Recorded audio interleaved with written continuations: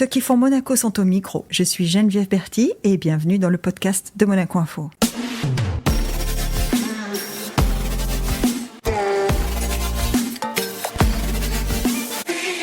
Bienvenue dans ce nouvel épisode du podcast où nous recevons une personnalité engagée depuis tout jeune pour les autres. Découverte d'un parcours aux multiples facettes pour ce jeune entrepreneur qui concilie travail, engagement pour son pays, présidence de Special Olympics Monaco et bien d'autres choses. Bonjour Pierre Van Claveren. Bonjour Geneviève. Pierre, alors on disait juste avant de commencer qu'on est ici dans un endroit où tout a commencé, c'est-à-dire tout a commencé. C'est un peu prétentieux de ma part de dire ça, mais c'est vrai que tout jeune diplômé, tu fais une formation pour intégrer l'administration à l'époque. Et ton premier stage, c'était à la DIRCOM. Ouais. Non, c'est pas prétentieux, puisque pour le coup, c'est exactement l'expression que j'ai prise dans l'ascenseur avec les personnes avec qui on montait. Ouais, c'est là que tout a commencé. Ouais. C'est mon premier vrai, entre guillemets, travail d'adulte, on va dire, puisque c'était mon premier stage au Vivier, qui a été ma première embauche pérenne, quoi. Après, on a tous fait des jobs étudiants, mais là, c'était mon premier emploi. Et ça a été le seul des deux services de l'administration, mais je pense qu'on en reparlera, que j'ai jamais fait, quoi. Donc le premier stage de Vivier ici, et puis après le Welcome Office qui a eu plusieurs noms, mais en tout cas, c'est les deux expériences que j'ai eues dans l'administration. Et qu'est-ce qui te pousse à la quitter, cette administration ? Parce que finalement, c'est quoi ? Tu penses que tu n'avais pas trouvé ta voie ou ça t'a aidé à la trouver, justement ? C'est exactement ça, en fait. J'ai eu beaucoup de chance. Moi, je me considère comme chanceux dans ma vie en général, mais là, j'ai eu beaucoup de chance. J'ai fait le Vivier, j'arrive à ce qui était à l'époque le centre de presse, la DIRCOM, que je connaissais. J'avais fait un stage quand j'étais en 5e, donc c'est une longue histoire pour moi, de ce qui était dans d'autres locaux. Et c'était vraiment quelque chose, j'avais fait des études de com en plus, c'était vraiment un truc qui me branchait. Je rencontre... à l'époque, l'équipe, toi, il y avait Monsieur Chantré aussi, et Valérie qui était en charge du JDA. Oui, c'est vrai. Et voilà, Valérie était quelqu'un qui avait une rigueur extrême et avec qui ça a de suite matché, quoi. Et le JDA, c'était super intéressant, c'était pas du tout administratif. On rencontrait plein de monde, on avait l'occasion d'échanger. Un peu comme là, c'était pas la radio, mais on les enregistrait pour pouvoir savoir ce qu'on écrivait. On avait la chance d'échanger avec eux et de parler de tout sauf de travail, et donc quelque part du travail. Mais on parlait vraiment de ce que ça représentait. À la fin de ce stage, je passe un petit mois, je crois, dans le deuxième stage à la DTC, mais presque en tampon. Et après, j'attaque avec Laurence au plan accueil, où d'ailleurs on était aussi ensemble. Et après, le Welcome Office, qui s'appelait le MBO, ensuite MWBO, et après le Welcome Office. Après le WO. Et pareil, c'était pas du tout un job qui était administratif. Et là aussi, j'ai beaucoup de chance. J'ai beaucoup de chance de rencontrer Laurence, qui nous a toujours fait confiance, qui nous a toujours super bien traités. J'ai beaucoup de chance de rencontrer Emeric aussi, avec qui on s'était croisés sur les terrains de foot et avec qui on a travaillé ensemble pendant de longues années. Et après, on s'est lancés tous les deux. Donc vraiment, tout est arrivé un peu comme ça. Et c'est pas que j'avais pas trouvé ma voie, c'est simplement que on a fait un job qui nous intéressait beaucoup. On était deux jeunes hommes curieux. Et à un moment donné, on s'est dit que c'était super fun ce qu'on avait fait. Si on voulait évoluer, on avait eu quelques propositions, mais c'était des jobs qui devenaient beaucoup plus administratifs. Et quelque part, on s'est dit, pourquoi on ne tenterait pas notre chance, quoi. C'est toujours bien d'avoir envie de tenter sa chance, parce que ça aurait été réducteur de dire, tant pis, on part sur une voie, comme tu dis, qui modifie notre quotidien, peut-être pas dans le sens dans lequel on aimerait. C'est ça, et puis... on parlait de la chance, et voilà, la chance, le hasard, c'est un peu tout pareil, mais là où on était, on passait notre vie à rencontrer des entrepreneurs. Et je te dis, ici, toutes les expériences que j'ai eues dans l'administration, c'est des super expériences. J'ai gardé contact avec beaucoup de personnes qui étaient ici, certains qui le sont encore, avec Valérie notamment. Mais ici, tu rencontrais des gens qui avaient un cursus et qui avaient eu des expériences qui étaient tellement variées. Et d'autres qui avaient fait 20 ou 30 ans au même endroit, et que tous les matins, en fait, c'est comme s'ils retournaient pour la première fois, ou s'ils rencontraient la première fois la femme de leur vie ou l'homme de leur vie, et c'est génial. Et nous, on a eu cette chance, et on a rencontré des entrepreneurs pendant quasiment 10 ans, parce qu'on y a passé 8 ans au Welcome Office. On a rencontré des entrepreneurs tous les jours. Et les gens faisaient d'un extrême à l'autre. À 9h, tu rencontrais un plombier. Ouais. À 11h, c'était un restaurateur. Ensuite, c'était quelqu'un qui faisait du charter. Ensuite, c'était quelqu'un qui avait pour ambition de développer la nouvelle application numérique, etc., etc. Et du coup, forcément, tu te dis, c'est intéressant. Et c'est vrai qu'en plus, il ne faut pas se cacher. Monégasque à Monaco, on a quand même des facilités. On peut poser des dispos. Alors, on quitte, mais sans vraiment quitter, puisque quelque part, on sait que... Si jamais ça va pas, on peut revenir. Voilà, exactement. Et mes parents m'ont toujours dit, depuis gamin, tu sais, si tu bosses, la chance que tu as à Monaco, c'est que tu auras toujours un toit sur la tête et tu auras toujours de quoi mettre quelque chose dans ta gamelle. Et au final, c'est un peu ce qu'on s'est dit avec Emmerich. On s'est dit, allez, on le fait. On se lance. Et puis, au pire, on sera lancé, quoi. Et au pire, on revient, quoi. Voilà. Pas au pire.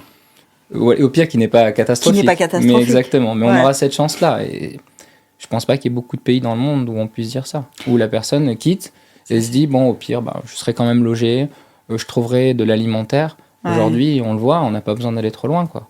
Il y a des gens qui sont super compétents, super intelligents, super diplômés, bien plus que moi et bien plus que la plupart d'entre nous, et qui font de l'alimentaire parce que de toute façon, il faut juste qu'ils mangent et qu'à un moment donné, c'est le plus important.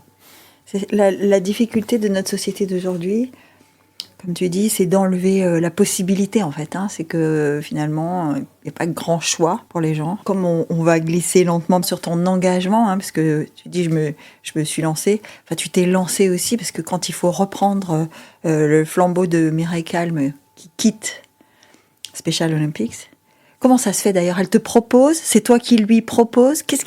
Parce que tu étais déjà engagée dans Special Olympics, c'est pas, ça datait pas du moment où elle s'en va. Non. Donc, comment ça se passe, en fait, le flambeau, la transmission du flambeau? Tu connaissais bien Mireille aussi. Oui. On propose pas à Mireille, quoi. Elle te propose. C'est ça. Et, moi, j'ai commencé, j'avais 14 ans. Donc, j'ai commencé en 2000. Donc, c'est vrai que c'est l'histoire d'amour que j'ai avec Special Olympics, elle remonte à très longtemps. Depuis toujours, tu as envie de ça? Non, pas du tout. Non. Alors, en fait, moi, je connais pas. J'en ai aucune idée. Et ma vie, jusqu'à maintenant, a été faite de ces rencontres hasardeuses et chanceuses, où en fait, Special Olympics, ça existe depuis un certain nombre d'années. C'est américain. Madame Calme, elle a tout créé à Monaco. Elle s'est battue... Mireille a créé l'antenne monégasque de Special Olympics. Voilà, elle a ma pays. Je ne vais pas refaire le CV de Madame Calme, que je n'ai jamais pu appeler autrement que Madame Calme. Mais donc, je ne vais pas refaire son CV. Mais donc, elle a tout créé. Et effectivement, dans les années 80... on se joint à Special Olympics Monde. Quand ça commence, de mémoire, je ne veux pas dire de bêtises, mais je crois qu'ils sont 4 ou 5 athlètes et qu'ils sont 2 ou 3. Il n'y a pas un euro de budget, il n'y a rien. Non, c'est elle qui... Voilà. Tout est à faire. On se déplace, on fait les premiers déplacements proches en Europe pour essayer de se faire connaître et pour essayer de se faire, entre guillemets, adouber, quoi. Accepter, pour qu'on dise, OK, il y a quelque chose qui existe à Monaco, on va pouvoir les inviter. Du coup, c'est vraiment quelque chose qui démarre. Dans les années 2000, Special Olympics lance le programme unifié, où en fait on avait des sports collectifs, où on mélangeait ce qu'on appelle des partenaires, donc des personnes, censées ne pas avoir d'handicap, mais au final tu te rends compte qu'il y a des limites qui des fois tu te demandes, et donc des athlètes qui sont des personnes en situation de handicap mental, puisque c'est le propre de Special Olympics. À ce moment-là, moi, je joue au foot et mon entraîneur est Lionel Iacono. Donc, moi, je suis en Benjamin. J'ai 13 ans. Je vois le lien. Voilà. Et Yo, en fait, cherche avec Marco, Muratori et Jacques, voilà, donc les 3 qui sont mes pères spirituels de Special Olympics, lancent le programme unifié. Ils disent on a besoin de 2 joueurs de football, mais surtout, ce qu'on recherche, c'est des bons gars, c'est des jeunes qui peuvent rester avec nos équipes, avec nos gars, qui peuvent bien se mélanger, parce que le propre du partenaire, c'est que t'es pas là pour apprendre la vie, t'es là pour être sur un terrain de foot et jouer avec eux, et qui ont plus ou moins le même niveau que l'équipe qu'on avait. Et donc, ils récupèrent à ce moment-là des gars de l'équipe de Yo. Donc, il y avait Alex, qui à l'époque était notre gardien, il y avait Laurent Lechner, donc, qui est pareil, qui est un garçon de Monaco, il y avait Hervé Spinazé, avec qui j'étais en classe, il y avait moi, et il y avait Benoît, qui était le beau-fils de Jacques. Donc, on rentre tous les 5 dans ce process-là, en 2000. Et Lionel vient nous voir en fin d'année, il nous dit les gars, dans un mois, on part à la Norway Cup, qui est le plus grand tournoi de foot d'Europe pour tous les jeunes. C'est la superficie, superficie de Cap d'Aille, si tu veux, en terrain de foot. Et il y a de tout. C'est-à-dire qu'il n'y a pas que Special Olympics, mais on est intégré dans un tournoi international. C'est inclusif, quoi. Voilà. Et c'est le début c'est le début de ce qu'on appelle l'inclusif. Et pour moi, c'est le début aussi. Donc on rencontre les gars, on commence à jouer avec eux.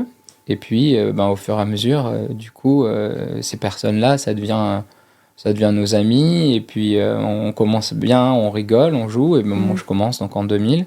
Puis, je m'arrête pas. Après, je passe mon bac. Je fais les 2 premières années d'études ici. Je pars à l'étranger. Je restais toujours en contact. À chaque fois que je revenais, je venais m'entraîner parce que ça me manquait, quoi. C'est une partie de ma vie, si tu veux. C'est là où on pourra en voir. Mais pour moi, il n'y a pas de courage là-dedans. Quand moi, j'ai commencé gamin, ces gars-là, je les vois aujourd'hui dans la rue. Les mecs qui jouent avec moi depuis des années, ils m'ont vu arriver, j'avais 14 ans. Aujourd'hui, je suis président, mais ces gars-là, ils s'en fichent, quoi. Dans leur tête, même les athlètes, ils m'ont vu arriver, j'avais 14 ans, j'étais un petit con. Et maintenant, je suis un peu plus vieux, toujours aussi con, mais ça n'empêche que tu as un peu vieilli, quoi, c'est tout. T'as pris de la bouteille, quand même. Tu dis toujours aussi con. De la bouteille, quoi. Oui, j'espère. mais donc, tu commences vraiment à faire ça. Et Madame Calme avait décidé assez rapidement que, de toute façon, voilà, elle voulait pas en fait arriver à un stade, elle me l'a toujours dit, où les gens se disent bon, il faudrait qu'elle s'arrête. Donc elle m'a dit, j'ai commencé. C'est tellement Mireille, ça. Je m'arrêterai quand j'ai décidé. Et moi, quand je suis rentré à Monaco en 2011, elle a commencé déjà gentiment à me dire bon, le prochain, ça sera toi. Donc on n'en a pas vraiment discuté.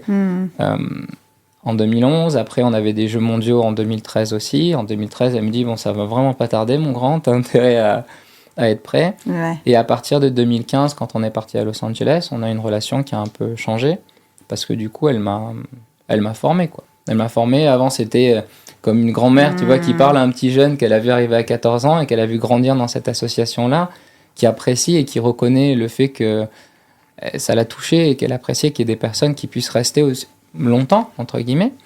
Et puis à partir de 2015, elle a dit ok, maintenant on va faire de toi le prochain. Parce que Mireille avait du handicap puisque c'est son fils, hein. Ils ont disparu tous les deux aujourd'hui, mais c'est son fils aîné qui était handicapé. Est-ce que toi, dans ton entourage direct, il y a du handicap aussi? Aucun. Enfin, tu en as. Alors, c'est toujours pareil.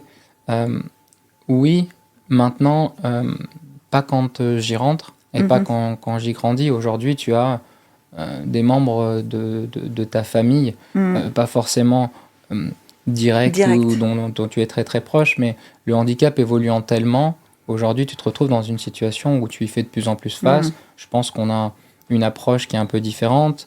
C'est quelque chose qui est peut-être un peu moins tabou. Du coup, et un peu moins catégorique aussi. Exactement. C'est-à-dire qu'avant, c'était oui ou non. Voilà. Aujourd'hui, ça peut être oui mais, ça peut être non mais aussi. Hein. Et puis, physiquement, il y a des stigmates physiques qui s'effacent, qui se gomment.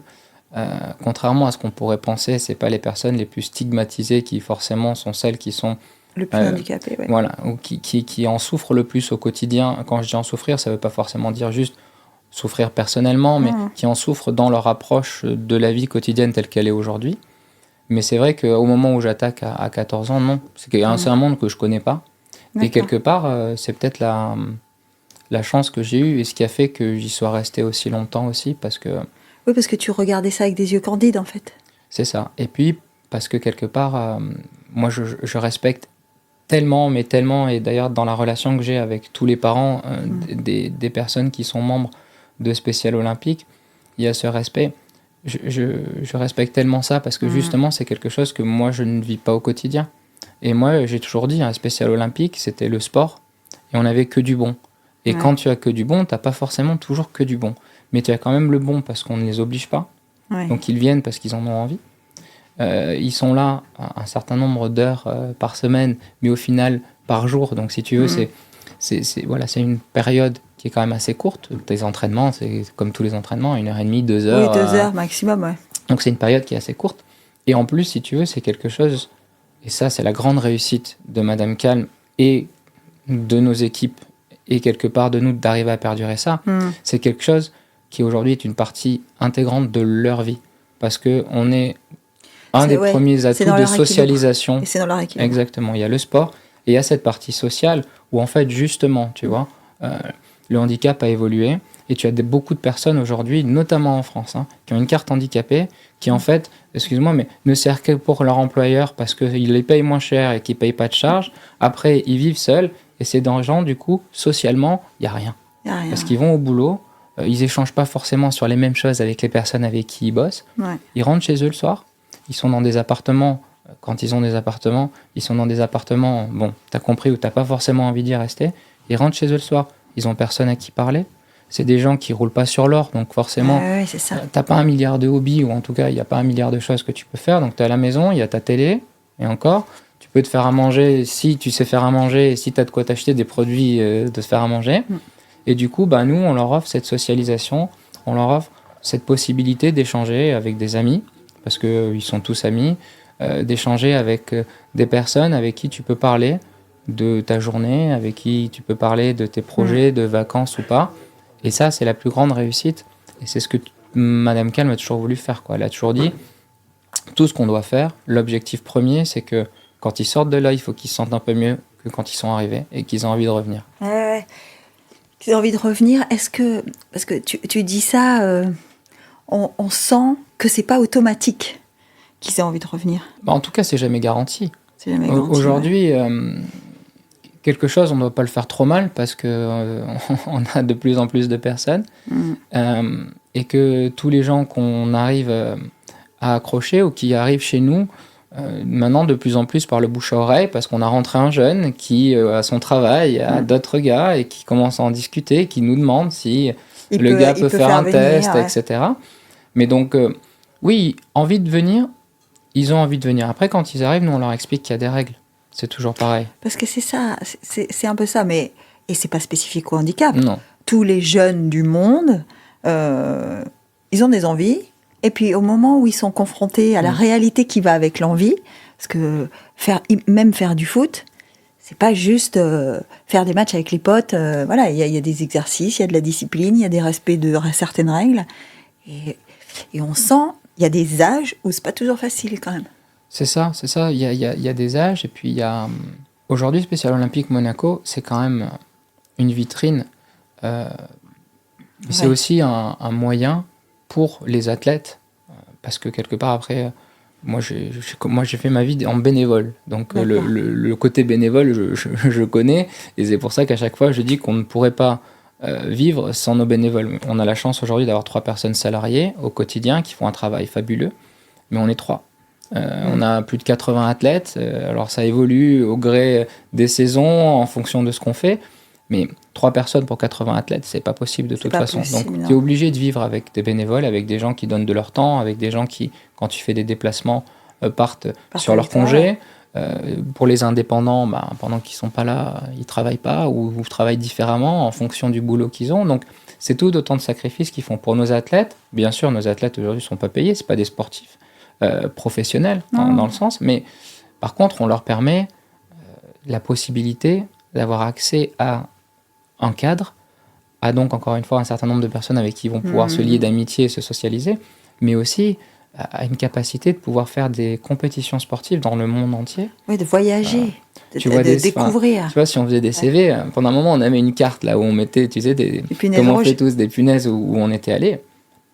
Il y a des gars, franchement, ils sont pas loin d'avoir fait le tour de la Terre, quoi. Je pense qu'il doit leur manquer que l'Océanie, parce que jusqu'à présent, ça n'a pas été le cas. Il semblerait que bientôt, on devrait même pouvoir mettre la punaise là-bas pour eux, mais ils ont fait le tour de la Terre. On doit avoir, Spécial Olympique Monaco, on doit être invité internationalement. Je ne parle pas au niveau français, départemental, voire même régional. On a une 15aine de compétitions sportives par an.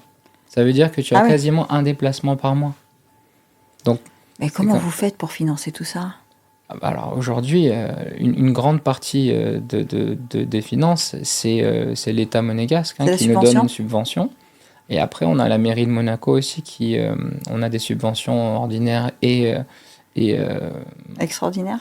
Ouais, le mot, je sais plus, ça doit pas être celui-là, mais bon, où en fait on a un budget effectivement, et où ce budget-là aujourd'hui nous est alloué contre justificatif lorsqu'on a des déplacements. Donc en fait, c'est pas une subvention qu'on te donne, c'est une enveloppe ouverte. C'est sur besoin. Voilà. C'est une enveloppe ouverte. Ça, c'est la commission des sports qui fait à la fois les subventions ordinaires et donc celle-ci. et qui doivent être extraordinaires, effectivement. Et donc après, nous, on a une subvention du département de l'Intérieur, et notamment directement de la DUNGS, puisqu'on est une association sportive aujourd'hui, puisque depuis 2015-2016, Special Olympique Monaco et l'AMAPI se sont scindés pour pouvoir grandir tous les deux. Ah oui, c'est vrai que Special Olympics et l'AMAPI, c'était une seule entité en fait. C'est ça. Et aujourd'hui, on en est deux. Après, on travaille très bien ensemble. Et beaucoup de nos athlètes historiques sont bien sûr issus de l'AMAPI, ça paraît logique. Et on a des liens très étroits avec l'AMAPI. Et toutes les personnes qui rentrent à l'AMAPI ont la possibilité, si elles le désirent, de pouvoir faire du sport et de participer à Special Olympique. Est-ce que, quand tu regardes ce parcours avec Special Olympics, qui est quand même un parcours d'engagement, tu dis, moi je fais ça sur mon temps, hein, donc c'est du bénévolat, ça va te paraître trivial comme question, mais est-ce que tu te sens utile ? Oui, grave. Au niveau, parce que Special Olympics, ça donne une mesure mondiale de la cause, avec un grand C, hein, enfin en tout cas de l'engagement que tu as. Est-ce que tu penses que tout ça est utile ? Oui, mais pas à ce niveau-là. En fait,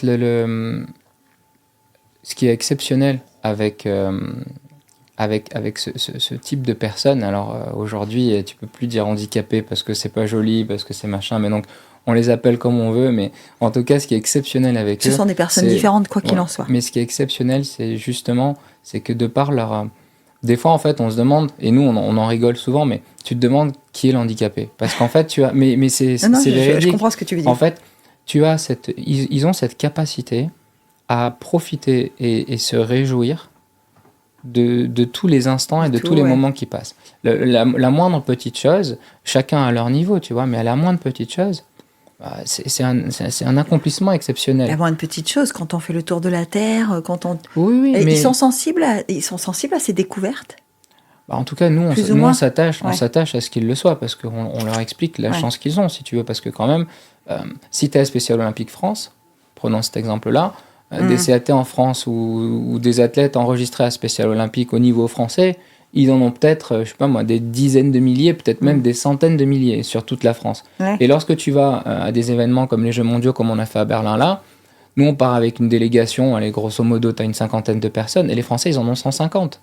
Mais nous, on a d'athlètes, on en a 80. Alors, tu vois, dans les 50 aujourd'hui, t'as pas 50 athlètes, mais en attendant, tu pars avec 50% de tes athlètes. C'est ce que t'allais dire, la proportion des membres de Special Olympics qui partent dans les Jeux internationaux, elle est plus importante à Monaco qu'elle n'est dans tous les grands pays, évidemment. Il y a aucune comparaison possible.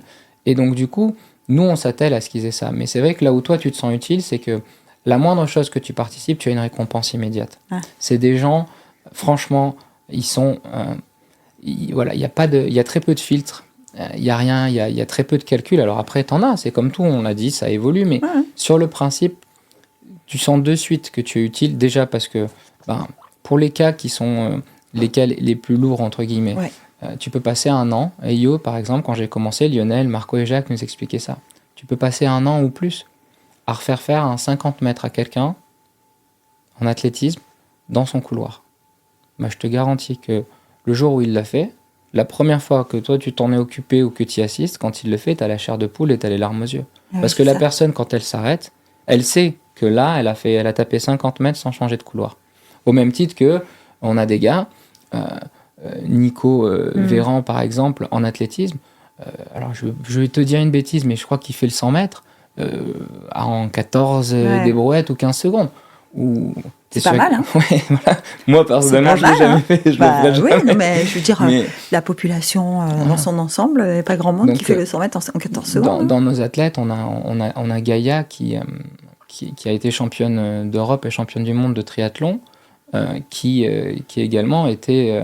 ce triathlon-là était organisé au sein d'un triathlon. Et elle a voilà, on peut dire, ceux qui n'ont une pas compétition de triathlon européenne valide, quoi. Et ils ont rajouté une classification, une classification simplement, mais donc tu pars avec.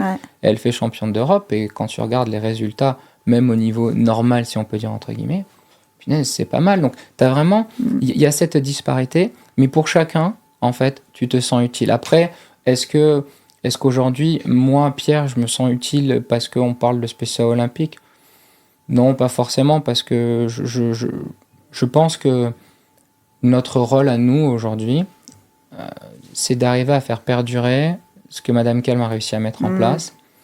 Et toutes les portes qu'elle a dû enfoncer et pas ouvrir, je le dis, je le dis volontiers, et j'étais pas là quand elle l'a fait, mais rien que quand je l'entends, voilà, rien que quand je l'entendais. Et après, je dis Madame Calme, mais il y a Christian aussi, son mari, c'est oui, à chaque fois. Elle n'était pas seule au combat, ça c'est voilà. sûr. Mais avec lui et Christian, comme là on parle de la MAPI Spécial Olympique, comme d'autres personnes à Monaco l'ont fait et le font aujourd'hui, et même pour le handicap. Ça a été la pionnière, mais aujourd'hui, Spécial Olympique, et je prends la MAPI, on n'est pas les seuls. Il y en a d'autres qui le font. Il y a les associations de Madame Nathalie Laure. Il y en a plein. Donc aujourd'hui, le handicap à Monaco, c'est quand même quelque chose de différent au niveau mondial, je trouve. J'ai pu en parler avec Lionel Galfrey il n'y a pas longtemps non plus, parce que je trouve que tout ce qui a été fait et tout ce qui est fait aujourd'hui pour la socialisation et l'inclusion, comme tu le disais, c'est quand même assez exceptionnel. Parce que tu peux te promener n'importe où dans Monaco, tu vas dans le bus, tu vas à Fontvieille, tu vas où tu veux. Ils sont pas regardés, quoi. Ils sont pas regardés bizarrement. Il n'y a pas ça. Les enfants ont cette habitude. Et c'est vrai que pour moi, c'est la plus grande des réussites. Là où, oui, je me sens utile, c'est quand mon fils, qui a 6 ans, quand il vient au stade avec moi, ou quand il les croise dans la rue, il les arrête dans la rue pour leur dire bonjour. Ça me touche. Parce que ça, pour moi, c'est la base, quoi. Oui, enfin, est-ce que ça, je sais pas, mais est-ce qu'avec ton fils, vous avez des conversations? Est-ce qu'il te dit, ils sont pas comme moi, ou pas? Non, parce que les enfants, finalement, c'est ça qui est formidable, c'est qu'il n'y a pas ce regard discriminatoire, en fait, jusqu'à un certain moment. Écoute, il y a 2 jours ou 3 jours, ils nous racontaient à l'école, ils sont allés voir une pièce de théâtre, je crois, avec l'école. Et ils disaient qu'il était là et qu'en fait, il se retrouve assis et qu'il y avait une jeune fille dans sa classe qui avait un peu peur. Et que donc, il y a des personnes autour d'eux qui leur disent « Non, mais tu sais, il ne faut pas avoir peur, ils sont un peu différents. » Et lui a dit « Non, en fait, ils ne sont pas différents, c'est mes copains, c'est les copains de papa. » Voilà, si tu veux, comment il dit. Donc, sur le principe, aujourd'hui, Tim, quand il descend le samedi, il vient voir mes amis. Mais parce que, honnêtement, c'est mes amis. C'est pas juste parce que je trouve que ça fait joli, mais parce que ces gens-là, ils font partie de ma vie depuis plus de 20 ans. 20 ans, 25 bientôt. Et donc, je passais plus de la moitié de ma vie avec eux que sans eux. Donc, ils font partie prenante de la vie. Et ça, c'est la vraie réussite. Et c'est comme ça qu'était Madame Calme. C'est comme ça qu'ont toujours été tous nos bénévoles. Et c'est vraiment la seule chose aujourd'hui, si dans tout ce qui est dit, j'aimerais qu'on retienne, c'est ça. C'est que moi, j'aimerais juste que nos bénévoles, les enfants, les petits-enfants de tous ces bénévoles-là et de tous ces gens-là, en fait, considèrent ces gens-là, leur parlent comme on se parlerait nous. Les chambres, parce qu'après, on est une équipe de chambreurs, nous, mais les chambres comme on se chambrerait nous et se fassent chambrer. Alors, nous, on joue, quand je prends un but ou un petit pont, je me fais chambrer, la même chose que nous, on le fait. Et ça, quelque part, c'est notre réussite à nous. Je ne dis pas que c'est comme ça que ça doit être fait, je ne dis pas que tout le monde peut le faire et qu'on peut le faire avec tout le monde. Mais aujourd'hui, notre réussite à nous, c'est qu'entre eux, en fait, les gars, tu les laisses dans leur vestiaire, tu les laisses à un endroit, ce qu'ils se racontent à eux, ils te le racontent à toi, et ce que toi, tu vas leur dire, ils vont leur dire. Ça ne veut pas dire qu'il n'y a pas de respect ou quoi que ce soit, c'est pas ça du tout, mais c'est qu'il n'y a pas cette barrière, et qu'aujourd'hui, ils sont à l'aise et que tu ne discutes pas d'une personne valide, comme il dirait, à une personne en situation de handicap, mais tu discutes entre deux personnes, d'homme à homme ou deux coéquipiers de foot, quoi. un coach avec ses athlètes ou avec ses joueurs, parce que ça reste coach-joueur suivant comment tu es, mais il y a plus ce distinguo-là. Parce que tu parlais de Lionel Galfrey tout à l'heure, et Lionel disait c'est pas parce qu'on ne stigmatise pas ces gens dont on pense qu'ils ne sont pas comme nous qu'on n'intègre pas leurs différences, en fait. Et il me disait que c'était la grosse difficulté, parce que là, toi, tu parles de tout ça, ça doit être une difficulté quand même. C'est un challenge. Ouais. C'est un challenge, c'est certain. Et alors après, oui, ça l'est. Ça l'est, c'est vrai. Après, nous, il y a des choses qui viennent naturellement, clairement, au fur et à mesure, parce que comme tu apprends à connaître les personnes avec qui tu vis, avec qui tu travailles, bah là, tu apprends à les connaître et tu apprends à connaître leurs spécificités. Ouais. C'est vrai qu'aujourd'hui, il y a des choses qui sont différentes. Il y a des traitements, donc il y a de la fatigabilité, il y a aussi des psychologies. Voilà, il y a des caractères qui font qu'après, à un moment donné, tu vois chez les gens que là, ben, il faut se reposer parce qu'on commence à être fatigué, que là, effectivement, ben, peut-être que il va falloir se calmer, que peut-être que il va falloir prendre un peu l'air.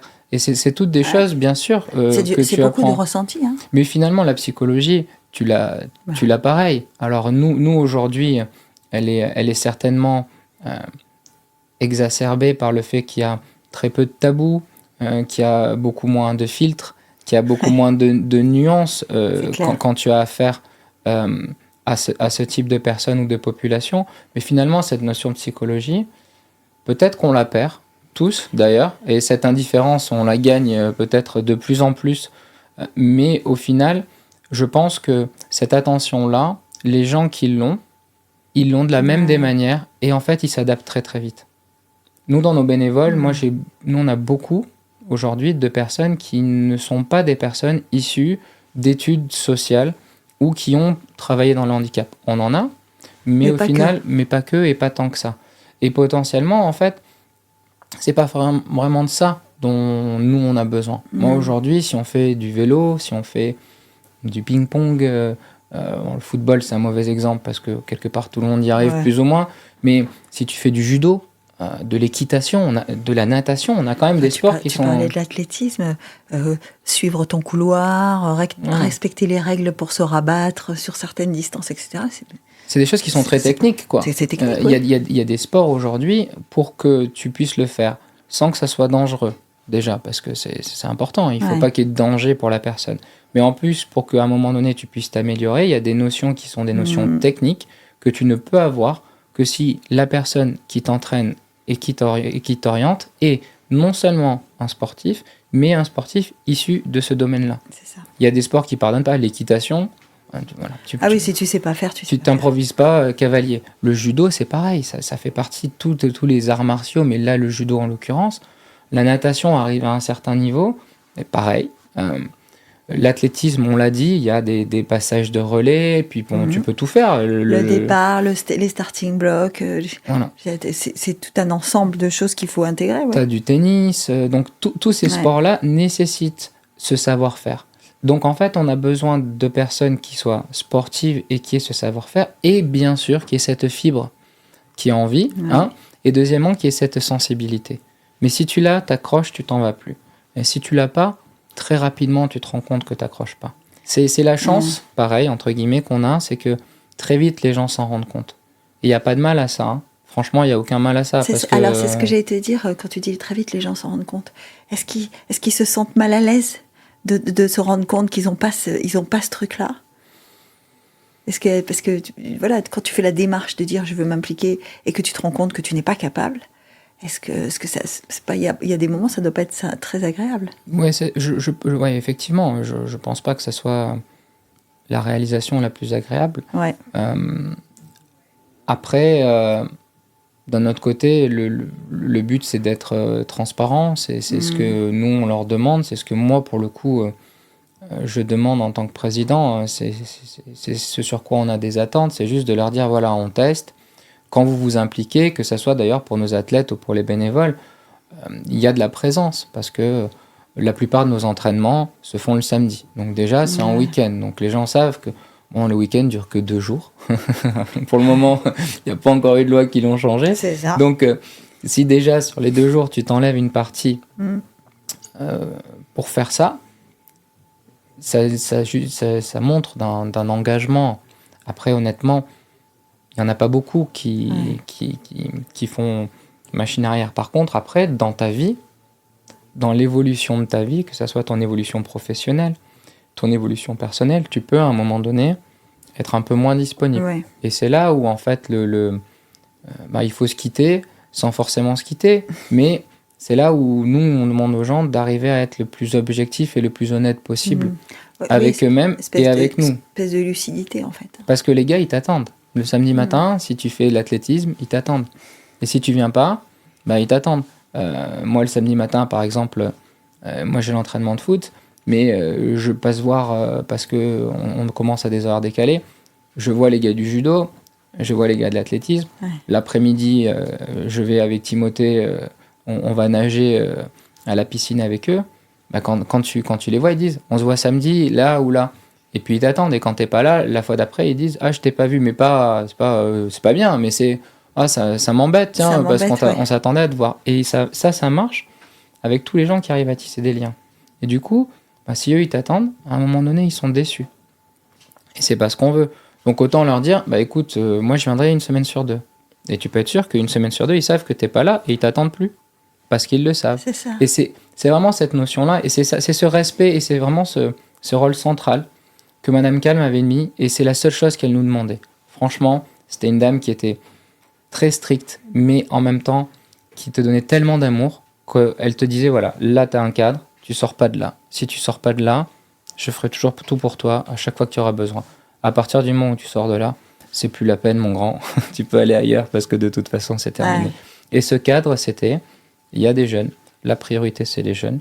La On les priorité, respecte. voilà, la priorité, c'est que eux soient bien. À partir du moment où eux, ils sont bien, ils sont heureux, pas de problème. Quand tu décides donc de reprendre sa suite à Mireille, tu sais que ça va prendre beaucoup plus encore de temps sur ton temps. Que, voilà. Oui et non, enfin, quand même, parce que quand on est président, il y a aussi de la représentation, de l'administratif, un peu de politique, hein, justement, venons-y. Et qu'est-ce qui fait que tu acceptes de t'engager en politique? Parce que tu as déjà beaucoup de choses sur le dos à ce moment-là. Hein. Tu t'engages pour ça? Non, pas du tout. Je m'engage sur un coup de tête, comme pas mal de choses que j'arrive à très bien faire moi dans ma vie. L'histoire est assez rigolote, en fait. Romain travaillait à ce moment-là au Welcome Office. Et un jour, il vient nous voir, Emma et moi, et il nous dit bon les gars, je m'en vais. Je vais aller travailler, je quitte l'administration parce que je prépare quelque chose et tout ça, et on va faire un truc. Et moi, je lui dis en rigolant, je lui dis écoute, s'il y a besoin de jeunes et tout, n'hésite pas. Et puis, de fil en aiguille, quelques semaines plus tard, en fait, je me retrouve à discuter avec Stéphane. Stéphane Valéry. Voilà. Et où il me dit effectivement, écoute, moi, je vais faire quelque chose. Et tu devrais venir voir parce que on va vraiment essayer de faire quelque chose de nouveau. Il y a pas mal de monde. Je vais faire en gros, je vais impliquer des personnes sans forcément les obliger, entre guillemets, au départ, à se déclarer candidat à une liste. Par contre, le but, c'est qu'on réfléchisse ensemble à ce qu'on pourrait faire. Et je trouvais ça assez intéressant, en fait, cette idée, comme tu disais tout à l'heure, de se sentir utile et de se dire quelque part, moi j'ai mes parents, ma famille, mais surtout bien sûr mes parents et mon frère et ma sœur, c'est des vrais fonctionnaires dans l'âme, tu vois, mais fonctionnaires dans le sens noble du terme pour moi, quoi. C'est des gens où ils ont la fonction publique, ils ont Monaco, ils ont l'intérêt supérieur, pays, tu vois. Ouais. Ils l'ont chevillé au corps et pour eux c'est vachement important. Et voilà, ils ont toujours voulu le faire. Par contre, il n'y a jamais personne dans ma famille qui a fait de la politique. Et quelque part, je rencontre Stéphane, qui est, il faut le dire, hein, on le sait tous, pas du tout convaincant comme, comme personne quand tu discutes. Et je me dis, ok, pourquoi pas, de toute façon, là, j'y ai rien attaché, il va rien se passer, j'ai pas communiqué que ça y est, je suis candidat ou quoi que ce soit, parce que honnêtement, j'y avais jamais pensé. Ouais. Pour être honnête, j'ai pas mal voyagé pendant mes études et j'avais pas beaucoup voté même. Moi, je m'en suis jamais caché, pas parce que ça m'intéressait pas forcément, mais parce que j'étais pas forcément là et tout. C'était pas là, c'était pas la priorité du moment. Tu vois, j'arrive un peu la fleur au fusil, quoi. J'y connais pas grand-chose. Et j'ai pas participé à beaucoup de... Tu sais ce qu'on dit, hein. C'est Apollo 14, hein. Tu savais pas que c'était pas possible, alors tu l'as fait, quoi. C'est un peu ça l'idée. Donc je rentre, puis on commence à faire des premières choses. On fait des rendez-vous, je trouve ça assez intéressant. On discute tous ensemble, on fait les fameux PEP et tout. Et puis moi, dans ma tête, je suis pas candidat, quoi. Après, il apparaît 1 ou 2 articles dans la presse dont j'étais pas au courant. Qui te cite. Voilà. Du coup, je reçois quelques coups de fil. de Laurence qui me dit bon, on aurait pu en parler. Pierre, je lui dis j'en aurais volontiers parlé avec vous si j'étais au courant de mes parents parce que je n'en ai pas parlé non plus avec eux. Donc tu vois, ça fait un peu vite. Donc après on discute et puis après chemin faisant, on me demande si ça m'intéresserait potentiellement. Je me dis bon, au point où j'en suis, de toute façon, tant qu'à faire à le faire, autant le faire à fond. Donc je le fais. Ouais. On fait la campagne. Et la campagne, c'était un des... Alors, moi, personnellement, c'était un des moments que j'ai trouvé les plus intéressants. Pour moi. Je dis pas de tout ce qu'il y avait... C'est plus intéressant que la mandature ? C'est différent. C'est différent. Mais en fait, t'as cette vraie notion de débat. Ouais. Et t'es vraiment sollicité, en fait, par les personnes... La campagne de 2013... pas de 2013, 2018, pardon. La campagne de 2018, c'est une vraie campagne. Voilà. Il y a des choses après on est tous d'accord, il y a des choses qui sont pas intéressantes. C'est pour ça que je dis moi personnellement. Mais c'était la première fois où je rentre dans quelque chose où en fait le but du jeu c'est d'arriver à convaincre les gens et où tu as l'occasion d'exposer des points et des arguments et où les gens en fait dans la rue te sollicitent. Parce que tu es jeune, parce que tu es nouveau, parce que machin, ils te sollicitent et quelque part ils te challenge un peu. Cette partie-là en fait, elle est vraiment intéressante parce que tu as l'impression que tu peux exposer tes points de vue et quelque part avec le retour des gens tu te rends compte que peut-être que ce que tu penses d'autres le pensent et que les gens sont plutôt heureux que tu puisses apporter ces points de vue là et tout. Donc cette partie là c'était intéressant. Après il y a les élections, tu es élu. Comme j'étais vraiment pas au courant en fait, après les élections, j'arrive un peu à la fleur au fusil. Toi, tu savais pas comment ça marchait. Du tout, mais pas du tout. C'est-à-dire je me rappelle, on était à Monaco-Ville et quand on descend, il y a un des élus qui vient me voir, qui me dit bon, sois pas surpris là à la réunion, mais je vais faire une petite intervention parce que on avait dit certaines choses et là c'est pas respecté, machin. Et je dis mais enfin de quoi on parle? Oui, là pour l'élection des présidents de commission. Et quand tu arrives, en fait, tu te rends compte, mais après, c'est logique. Pendant 5 ans après, je me dis, heureusement que ça a été fait comme ça. Mais toi, quand tu arrives, tu te dis, non, je pensais qu'on s'asseyait et que, tu vois. Oui. Et donc, tu prends un peu tout ça. Et puis, après, il y a le reste pendant 5 ans, quoi. Où, c'était très intéressant. J'ai beaucoup appris. Ça prend du temps, beaucoup de temps. Ma question, forcément, c'est de te dire, il y a Special Olympics, il y a le Conseil national, il y a ton boulot. Et ta famille, alors ? Après... Bon, tu me dis que Timothée vient avec toi très souvent, donc il profite de papa aussi, mais... Après, l'avantage, entre guillemets, c'est que moi, quand je me lance en décembre 2017, c'est quand Timothée est né. Ouais. Donc, en fait... En général, quand tu es au Conseil national, soit il est à l'école ou à la crèche entre midi et 2, soit il dort. Donc sur le principe, sur cette partie-là, c'est moins dérangeant. Virginie, ma femme, pour le moment, me supporte encore, donc c'est bon signe.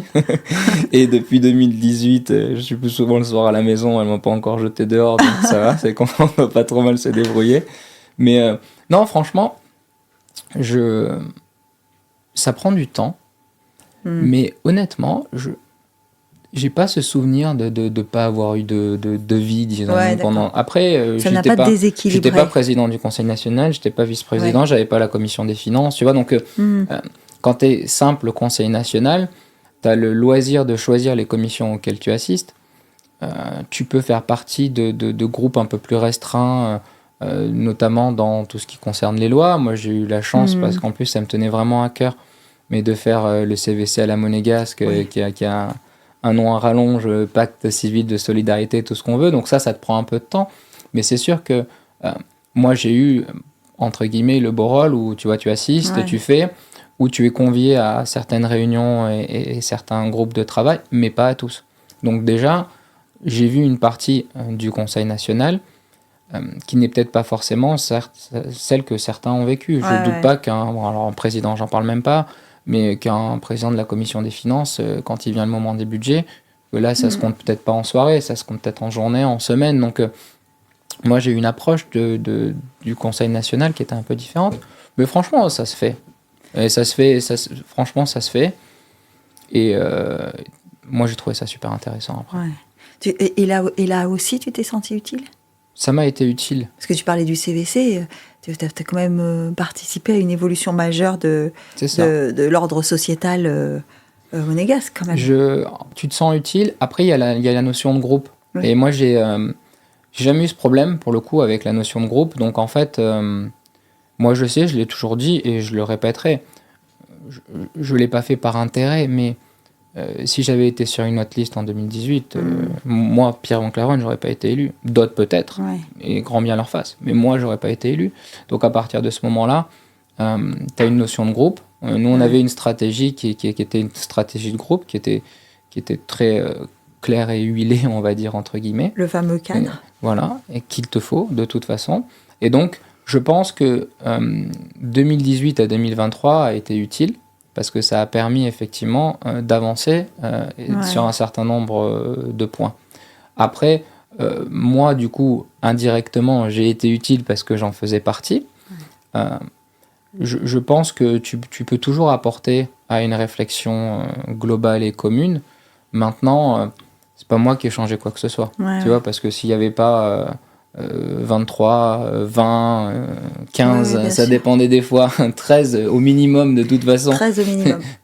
Donc 12 personnes au minimum qui avaient le même avis que moi ou dont j'avais le même avis, eh ben, on n'aurait pas pu prendre ces décisions-là, donc on n'aurait pas pu le faire. Donc je peux pas dire que moi j'ai été plus utile que d'autres. Par contre, j'espère que les conversations qu'on a pu avoir les uns et les autres, que les interventions que j'ai pu faire en privé ou en public vis-à-vis des autres conseillers ou avec les membres du gouvernement, ont pu servir à apporter à la réflexion générale pour qu'au final on arrive à faire ce qui est le mieux ou malheureusement parfois le moins pire pour Monaco, quoi.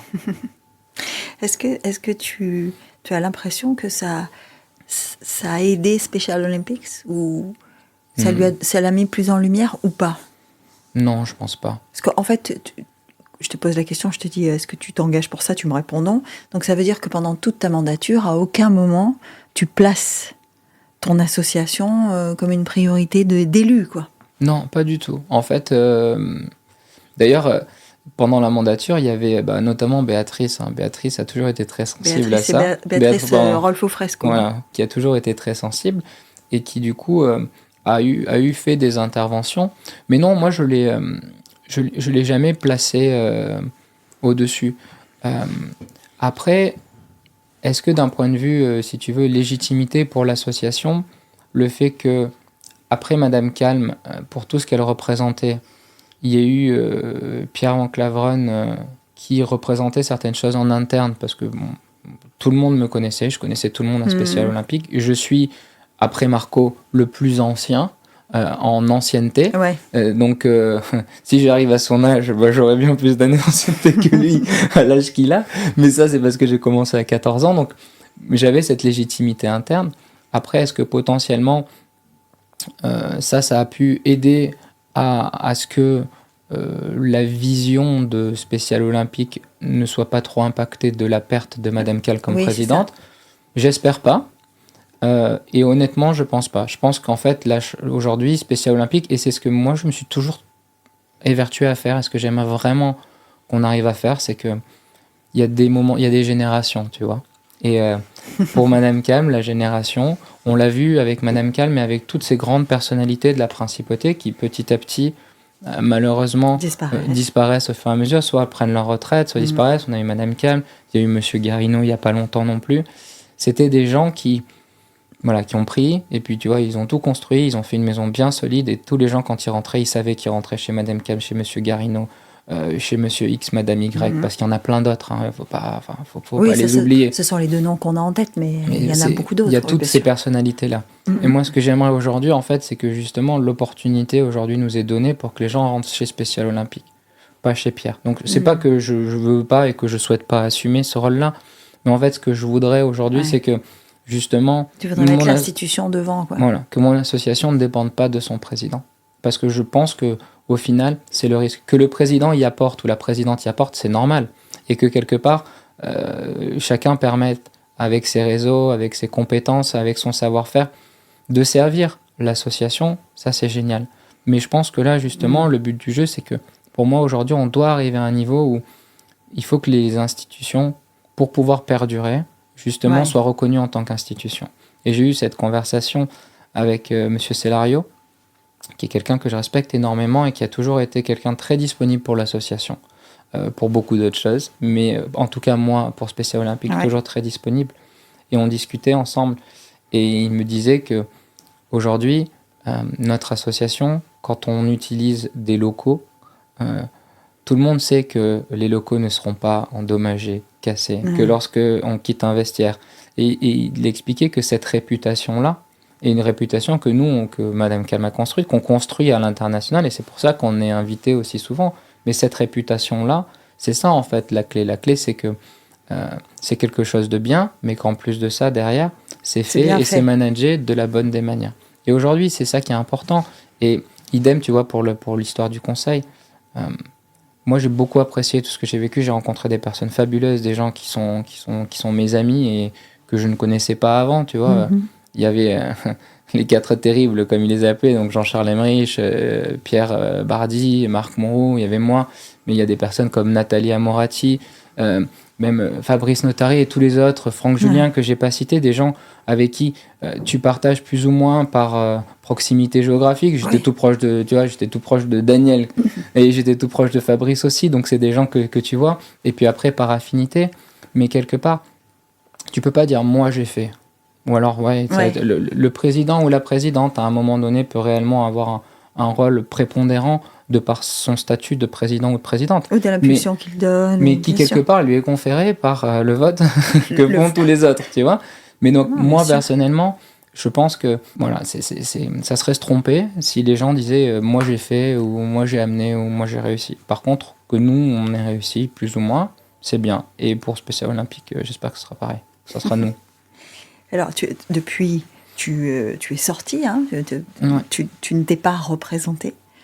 Est-ce que ça veut dire que le Conseil national et Pierre Van-Claveren, c'est terminé ?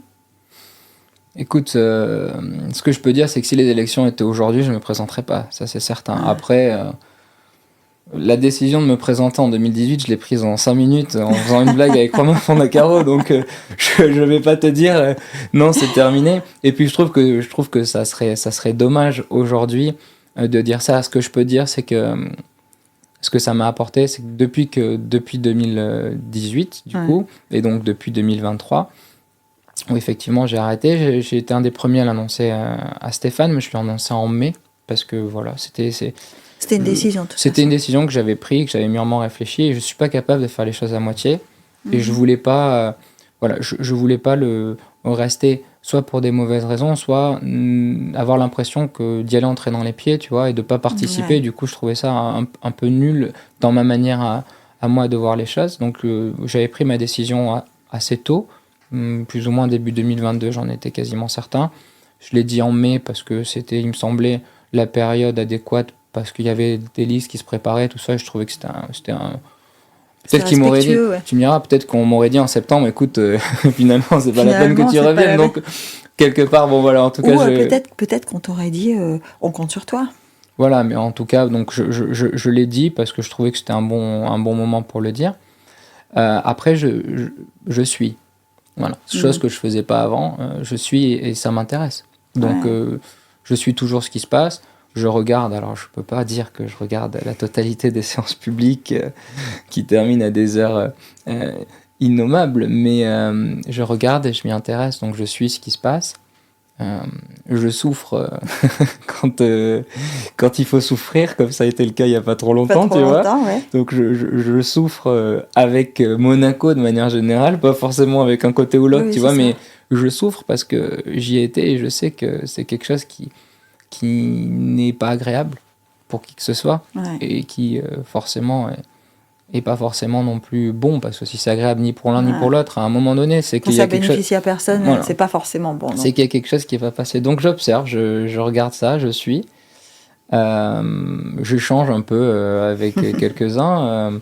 Après, sur des thèmes qui, moi, me concernent et m'intéressent un peu plus. Il y a eu la loi sur le handicap aussi. Il y a eu cette loi-là. Il y a eu la proposition, donc on attend, parce que j'ai lu ce qui avait été fait. J'ai découvert la proposition, honnêtement, quand elle a été votée, on va dire.